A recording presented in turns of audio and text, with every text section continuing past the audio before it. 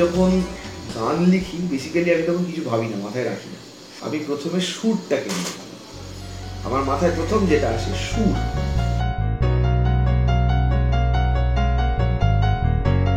Classroom It's like a slow poison. Classroom লিখেছিলাম আমার একটা সোলো প্রজেক্টে। সেখান থেকে তবলা আমার সাথে রীতিমতো মারামারি করে ঝগড়া করে ক্লাসরুমকে চ্যাপ্টারের মধ্যে লিস্টের মধ্যে রাখি। ক্লাসরুম গানটা যেটা আমরা একদম ওটা চ্যাপ্টারের একদম শেষ মুহূর্তে আমরা রেকর্ড করেছি। তখন আমাদের চ্যাপ্টার 2 রেকর্ডিং শেষ। একদিন কৌশিকদা আমাকে সন্ধ্যেবেলা ফোন করে বললো আয় একটু। কৌশিকদা অ্যাকোস্টিক গিটার বাজিয়ে প্রথম শোনালো। যদিও শুনতে খুব অবাক লাগলো যে এই গানটি কখনোই আমার তুরুপের তাস ছিল না। গানটা টোটাল রেকর্ডিংটা আমরা একদিনে সেরে ফেলেছিলাম। ইনফ্যাক্ট গোটা অ্যালবামটা মিক্স মাস্টার বম্বে থেকে হয়ে গেছিল। তারপর রেকর্ড করেছিলাম আমরা একদিনে, গানটা আমার মনে আছে। একদিনে জাস্ট তখন আমাকে ফোন করেছে গানটা আমি রেকর্ড করবো, চলো জাস্ট কিছু ভেবো না, তুমি রেকর্ড করো। ঠিক আছে চল। নিয়েছি পিছু আজ কলেজ ছুটির পর সস্তা বিকেল বেলায়। চ্যাপ্টার 2 যখন রিলিজ হয় গ্র্যাজুয়ালি ব্যাপারটা লোকের সামনে এসছে অ্যান্ড গ্র্যাজুয়ালি লোকজন জানতে পেরেছে। ইট টুক আ লিটল টাইম এন্টায়ারলি অ্যালবামটা সবার কাছে স্প্রেড হতে। আজকে ক্লাসরুম যতটা পপুলার, আমরা যেখানে যাই সবার আগে আমাদের রিকোয়েস্ট ক্লাসরুম আছে। তো পপুলারিটিটা গেইন করতে একটু সময় লেগেছে আমাদের, বাট ঠিক আছে, দের আয় দুরুস্ত আয়। এক্সপেকটেশন ছাপিয়ে অ্যালবামটা হিট হয়েছে, কিন্তু যে গানগুলো বেশি হিট হওয়ার কথা ছিল সেই গানগুলো অতটা হিট হয়নি। আমার অ্যাটলিস্ট মনে হয় চ্যাপ্টার 2 আমরা খুব জাস্টিফাইড ভাবেই কাজটা করেছিলাম।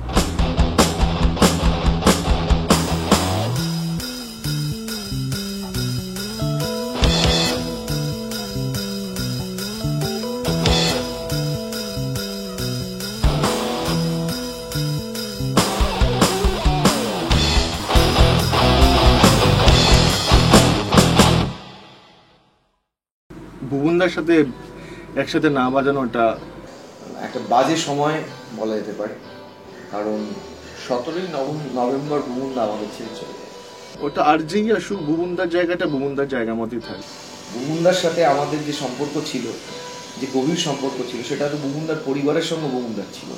প্রথম যেদিন ব্যান্ডে এসেছিলাম সেদিন থেকেই ভুবনদার সাথে আমার অদ্ভুত একটা সুন্দর সম্পর্ক তৈরি হয়েছিল। ফার্স্ট ডে রিহার্সালে কিচ্ছু হয়নি, জাস্ট আমরা অন্য একটা গান আর বিট গান, ও বাজাচ্ছে আমিও বাজাচ্ছি, করতে করতে এমন একটা সম্পর্ক শুরু হয়ে গেছিল। ভুবনদা সবটাই আমাদের সাথে শেয়ার করত, সেটা রাগ হোক, অভিমান হোক, দুঃখ হোক, আনন্দ হোক, সবকিছুই ভুবনদা আমাদের সাথে শেয়ার করত। কিন্তু ভুবনদার এই হঠাৎ করে কেন হয়ে গেল সেটা একটা সত্যি একটা অপূরণীয় জায়গা।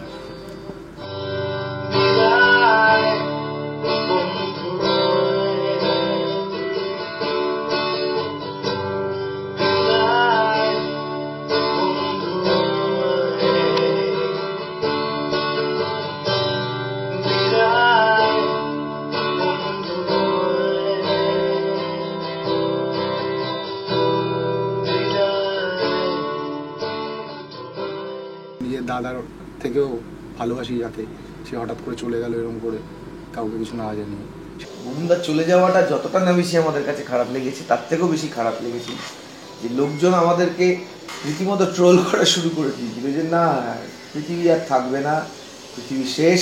মানুষ তো আসবে যাবে, কিন্তু ব্যান্ড তো ব্যান্ডের জায়গায় থাকবে।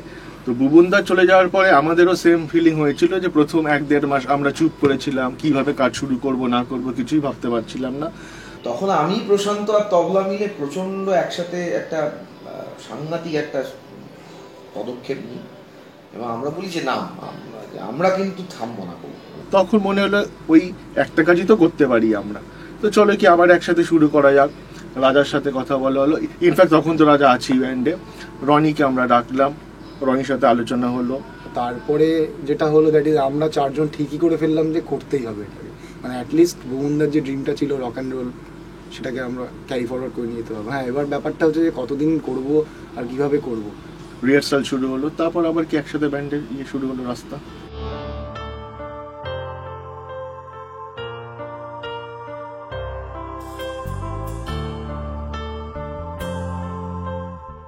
চ্যাপ্টার 2 এর আগে একটা ভীষণ খারাপ ঘটনা ঘটে, যেটা জন্য সমর্পণ সাহাকে ব্যান্ড থেকে আমরা আর চাইনি সমর্পণ সাহা আমাদের ব্যান্ডে কন্টিনিউ করুক।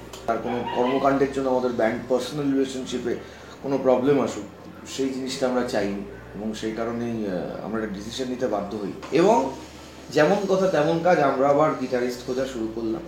তখন তবলা রনির কথা বলল, রনি আমাদের ব্যান্ডে এলো এবং ব্যান্ডের সাউন্ডটাও বেশ খানিকটা চেঞ্জ করলো। আমি বারো বুনেছি আমার হৃদয়ে অলিন্দে, আমার অস্তিত্ব বিপন্ন প্রতিনিয়ত ছুরি রাখাতে। আমার মায়ের শরীর পুড়ছে, ভাই লাশ কাটা ঘরে, আমার বোনে কচি গাল আজ বাজারে নিলাম দরে। ও বলছিল আমার একটা বড় সময় ব্রেক চাই, কারণ ও তখনও নিজেকে ফিট করতে পারছিল না এই ফরম্যাটটা আসে, কারণ ও একটা সম্পূর্ণ অন্য একটা জনার অন্য একটা বিষয় থেকে আমাদের ব্যান্ডে এসেছিল, যেখানে আমাদের ব্যান্ডের সাউন্ডটা একদম ডিফারেন্ট। সেই জায়গায় একটা মানিয়ে নিতে অসুবিধা প্রথম থেকেই ওর হচ্ছে। আমারও একটু সমস্যা হচ্ছিল, ছেড়ে দিই মানে পুরো সিজনটা বাজিয়ে, মানে মাঝপথে ছেড়ে না। যথারীতি আমরা আবার স্ট্রাইক ব্যাক করার জন্য প্রস্তুত।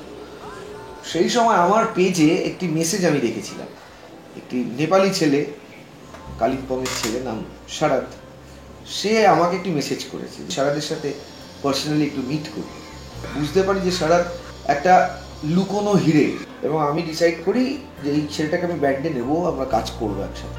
কিন্তু সেটাও বেশি দিন স্থায়ী হলো না। শারদ কিন্তু ছাড়তে চাইনি ব্যান্ড।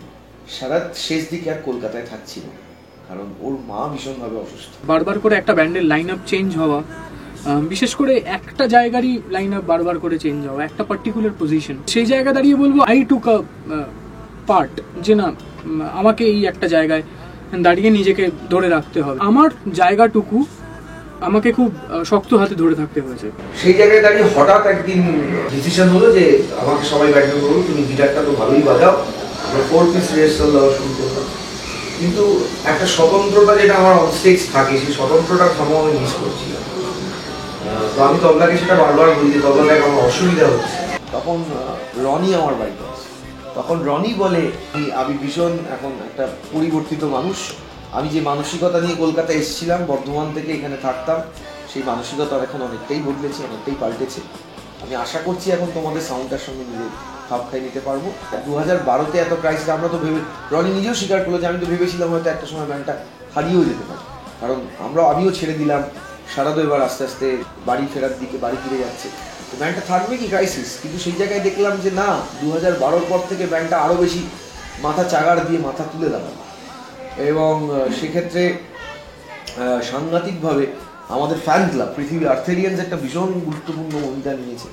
ঈশিতা আমার ওয়াইফ আর আমার আরেক ভাই রোহিত, ওরা দুজন মিলে এই আর্থেরিয়ানকে শুরু করেছে।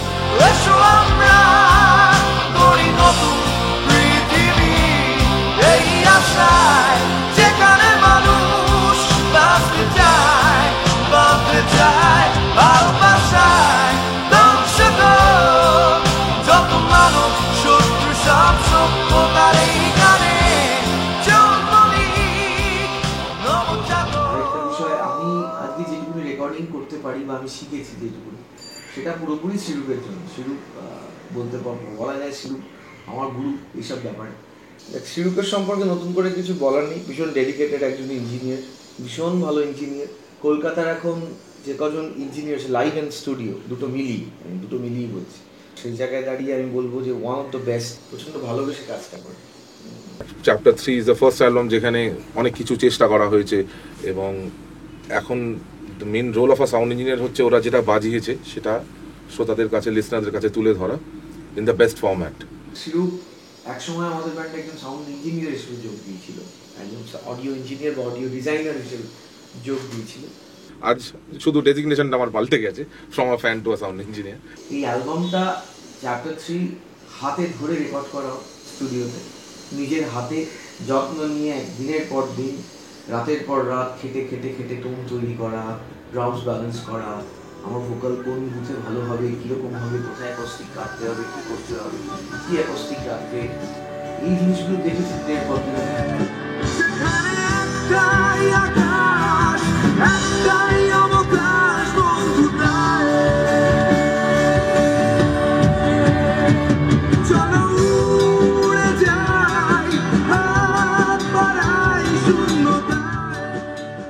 ফার্স্টেই সবার কাছে সরি বলে নিচ্ছি যে চ্যাপ্টার 3 আরো আগে আসা উচিত ছিল। চ্যাপ্টার 3 অ্যাটলিস্ট আজ থেকে 2-2.5 বছর আগেই আসা উচিত ছিল, কিন্তু এত বেশি আমাদের শোজ বা অন্যান্য কাজের মধ্যে আছি সবাই, তার মধ্যে দিয়ে রেকর্ডিংটা সম্পন্ন করা সম্ভব হয়নি। 2014-তে আমি তবলা রাজা সারা তবলা বাজিয়ে দিয়ে গেছি, তারপরে আবার নতুন করে যখন শরীরে কিছু কিছু পার্টি বিরোধী করেছে, কিছু কিছু জিনিস আমরা বাদ দিয়ে দিয়েছি। Chapter 3 is like my baby. আমি যতটুকু পারি আমার পাড়াটুকুর মধ্যে I try to give my best. এটা আমার ফার্স্ট টাইম কোনো এন্টায়ার একটা অ্যালবাম আমি রেকর্ড করলাম। মিউজিশিয়ানসরা প্রচন্ড ভালো এবং দে হ্যাভ গিভেন দেয়ার 100%। পৃথিবীর যে সাউন্ডটা, এটা প্রথম দুটো অ্যালবামের থেকে এই অ্যালবামের সাউন্ডটা অনেকটাই অন্যরকম। 80s ব্যাপারটা এই অ্যালবামটা একটু কম। এই অ্যালবামটাতে as a recording engineer, as a mixing engineer, as a mastering engineer, পুরোটাই আমার উপর। এই অ্যালবামের one of the best song is mine is this song, চলো উড়ে যাই। চ্যাপ্টার 3 আজকে প্রায় রিলিজ হতে চললো। এই অ্যালবামটা আমার মনে হয় একটা milestone. So we are starting in chapter 3.